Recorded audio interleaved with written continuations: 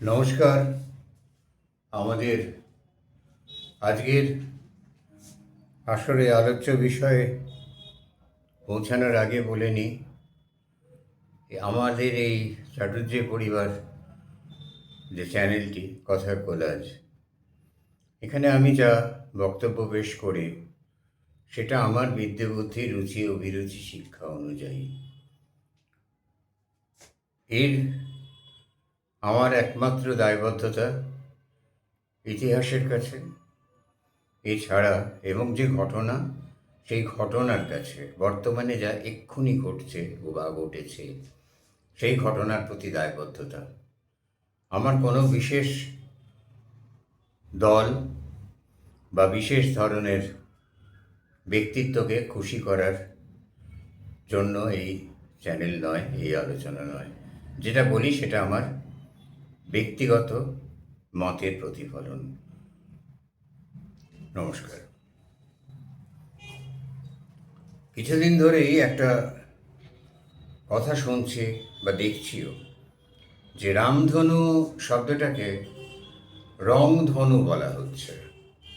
আমাদের পূর্বতন সরকারের সর্বোচ্চ ব্যক্তিত্ব এটাকে রংধনু পরিষ্কারই যেন মনে হচ্ছে বলেছিলেন কোথাও, আমরা রামধনু বলি না, আমরা বলি রংধনু। বলার কারণটা অত্যন্ত স্পষ্ট। রাম আমাদের হিন্দু ধর্মের দেবতা,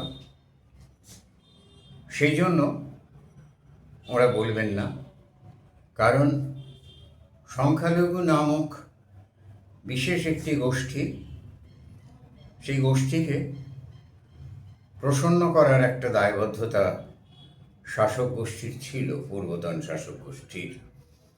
কেননা তারা ভোট ব্যাংক হিসেবে কাজ করবে, ফলে তাদের সুবিধা হবে আবার সিংহাসনে বসতে।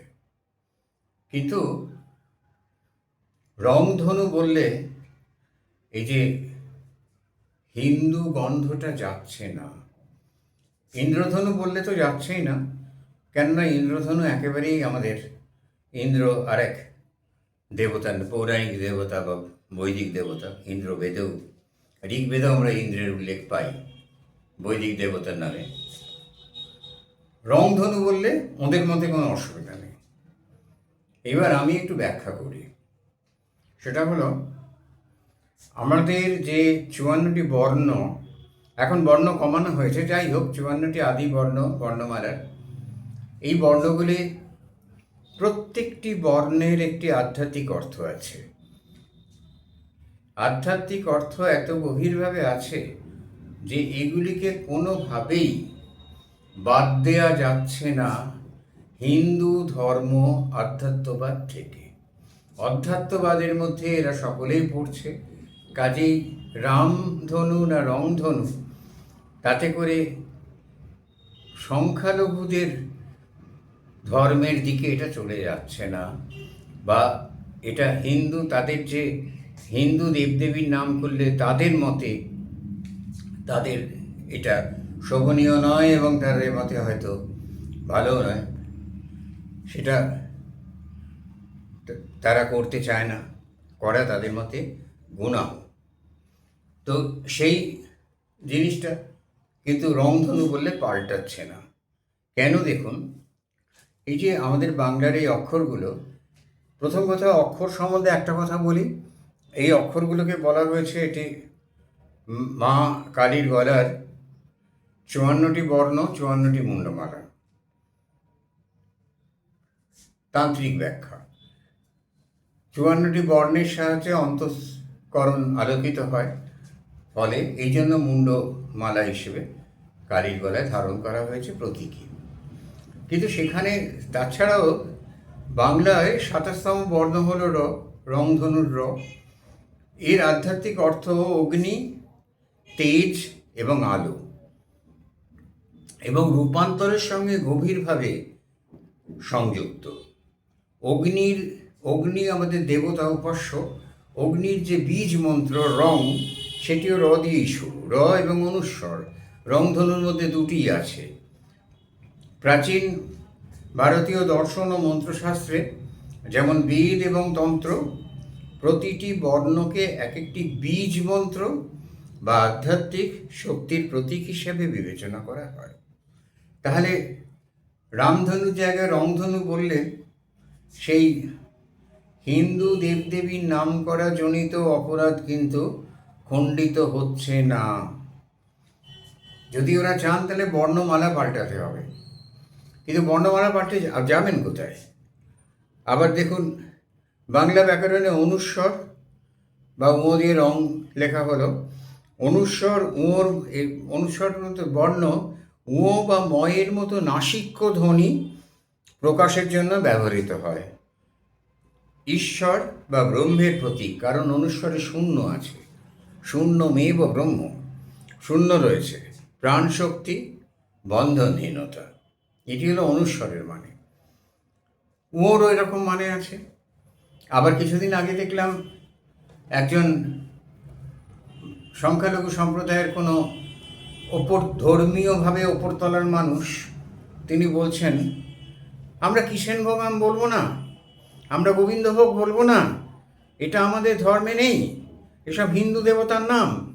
ভালো কথা, কিষেনভোগ বলবেন না, কিষেনভোগ না বলে যাই নাম দিন। ধরুন ক শব্দটা, ক অক্ষরটা, এটার অর্থ কি?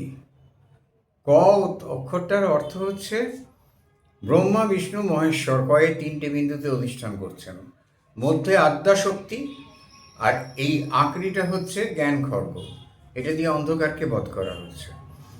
তারা যে কোনো নাম বলুন, যদি হিন্দু বাংলা বর্ণমালা দিয়ে লিখতে হয় তাহলে সেটা আর কোনো অবস্থাতেই হিন্দু অধ্যাত্মবাদের বাইরে নিয়ে যাওয়া যাচ্ছে না। তারা যতই চিৎকার চেঁচামেচি করুন, তারা যতই বিষয়টিকে বোঝাতে চেষ্টা করুন আমরা ঘোরতর ভিন্নধর্মী, আমরা হিন্দুদের ওসব জিনিস মানি না। তৎকালীন মন্ত্রিসভার চূড়ান্ত ব্যক্তিত্ব রংধনু বলেছেন, দু একটা সিরিয়াল এখানে ওখানে রংধনু কথাটা শুনেছি, কিন্তু তাতে করে কিন্তু ধর্মীয় ব্যাখ্যাটা পাল্টাচ্ছে না, এটা থেকেই যাচ্ছে। ওদের যদি এই কথাগুলো বলাতে যদি অসুবিধে হয়ে থাকে ওই সংখ্যালঘু সম্প্রদায়ের, তাহলে ওরা একটা কাজ করতে পারে, বর্ণমালা চেঞ্জ করুক। রোমান দিয়ে লেখা যাবে না, কারণ এর আধ্যাত্মিক অর্থ আছে, বীর আধ্যাত্মিক অর্থ আছে, সি মুক্ত সার্কেল, ওপেন বৃত্ত, তার আধ্যাত্মিক অর্থ আছে। ইংরেজি বর্ণমালার যে আধ্যাত্মিক অর্থ নেই তা কিন্তু নয়। হিব্রু বা সেমিটিক বর্ণমালার, অ্যারেবিয়ান বর্ণমালার আছে কিনা, আমি উর্দুর আছে কিনা আমি জানি না, তাহলে সেই দিয়ে বাংলা লিখুন, আলি বে বে তে ইত্যাদি যে ওদের অক্ষর আছে সেটা শিখে নিয়ে সেখান দিয়ে বাংলা লিখুন। ওদের বাংলাদেশিদের পক্ষে এটা শেখা অসম্ভব, নয়তো নতুন বর্ণমালা তৈরি করুন। নইলে হিন্দু আধ্যাত্মবাদকে চেঞ্জ করা যাবে না। রামধনুই বলুন আর রংধনুই বলুন, পিসি বলুন আর খালাই বলুন, সেই ভারতীয় হিন্দু অধ্যাত্মবাদের মধ্যে এসে যাচ্ছে। এটা এক ধরনের ছেলে মানুষই, এটা আমি শুনেছি, নিজে কানে শুনেছি। জনৈক অত্যন্ত দায়িত্বশীল পদে থাকা মানুষ বলছেন আমরা রামধনু বলি না, আমরা বলি রংধনু। অত্যন্ত গর্বিত হবে, কিছু আসে না। রংধনুতেও সেই বাংলা বর্ণমালা থেকে আসছে। বাংলা 54টা বর্ণমালা, দেবীর গলার 54টি প্রতীক, এবং সেই প্রতীক যদি আপনি নাও মানেন, আজকাল তো পুতুল টুতুল অনেক অপমানজনক কথা বলছেন দায়িত্বশীল মানুষেরা, তাদের সব ডিগ্রি আছে আমি জানি না, কিন্তু যদি নাও মানেন তাহলে বেদ নামক একটি সংস্কৃতি আছে আমাদের, সেই অনুযায়ী প্রত্যেকটা বর্ণের এক একটা করে আলাদা আলাদা অর্থ পরিষ্কারভাবে দেওয়া আছে, যেটা বাদ দিয়ে বাংলা বর্ণমালা করা যাবে না। বিদ্যাসাগর মশাই এই জন্যে এগুলোকে বর্ণমালা বলা হয়েছে। বর্ণ, এদের বর্ণ আছে, অক্ষরের বর্ণ আছে, তাই বর্ণমালা। আমরা বলি অক্ষর, এটা অক্ষর ভুল কথা। অক্ষর হলো সিলেবল, আর বর্ণ হলো একটি অধ্বনি, আলাদা করে। এই প্রসঙ্গে আরও বলে রাখি, বাংলা, সংস্কৃত এগুলো বিশুদ্ধ ধ্বনি। অন্য ভাষায় ধ্বনি বিশুদ্ধ নয়, দুটো ধ্বনির সংমিশ্রণ। যেমন ইংরাজিতে এ বলতে গেলে আমি অয় একার এ উচ্চারণ করছি, কিন্তু অ ধ্বনিতে অন্য কোনো সাহায্যোত্তর ধ্বনির সাহায্য লাগছে না, শুধু অ উচ্চারণ করা হচ্ছে, সুতরাং বিশুদ্ধ ধ্বনি। তাহলে আমি, যারা রামধনু বলবেন না, রংধনু বলবেন, যারা এই সমস্ত শব্দ কিষেনভোগ বলবেন না, গোবিন্দভোগ বলবেন না, তাদের উদ্দেশ্যে এটাই বলবো, আপনারা নতুন বর্ণমালা তৈরি করুন। কারণ পুরনো কোনো বর্ণমালা দিয়ে হিন্দু দেবদেবীর জায়গা পাল্টে যাওয়া যাবে না। রোমানে যদি লেখেন তাও হবে না, ভেবে দেখুন।